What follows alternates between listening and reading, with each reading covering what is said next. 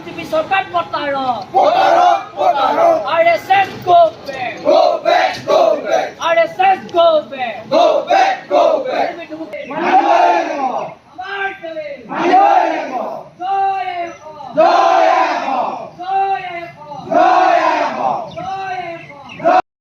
মৰাণ জনজাতিকৰণ আৰু ষষ্ঠ অনুসূচীভুক্ত স্বায়ত্ব শাসন প্ৰদানৰ দাবীত আৰু অৰুণাচলত বসবাস কৰা মানুহসকলক স্থায়ী বাসিন্দা প্ৰমাণপত্ৰ প্ৰদানৰ দাবীত মৰাণ ছাত্ৰ সন্থা আৰু মৰাণ জনগোষ্ঠী সংগঠনৰ কেইটাৰ সহযোগত আমি এই পবিত্ৰ স্থান মৰাণসকলৰ পবিত্ৰ স্থান চৰাইদেউত আমি এই ধৰ্ণা কাৰ্যসূচী ঘোষণা কৰিছিলোঁ আৰু সেইমতে আমি ইয়াৰ স্থলীৰ পৰা পবিত্ৰ স্থলীৰ পৰা অসম চৰকাৰক ভাৰত চৰকাৰক NDA চৰকাৰখনক ইয়াৰ পৰা সকিয়নি প্ৰদান কৰিব বিচাৰিছোঁ।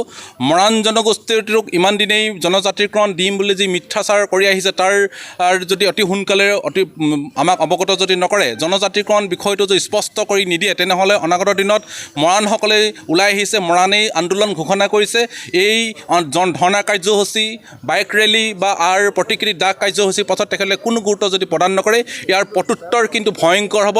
মৰাণ জনগোষ্ঠী সংগঠনেই গোটেই আন্দোলন ঘোষণা কৰিছে। ইয়াৰ পৰৱৰ্তী পৰ্যায়ত আমি অসম বন্ধ অৰ্থনৈতিক অৱৰোধ কাৰ্যসূচী আমি ইতিমধ্যে ঘোষণা কৰিছোঁ। তাৰ ইয়াতো যদি তেখেতলোকে নহ'লে তেনেহ'লে 21টা বিধানসভা সমষ্টিত মৰাণসকলে বসবাস কৰা 21টা বিধানসভা সমষ্টিত আন্দোলন ঘোষণা হ'ব।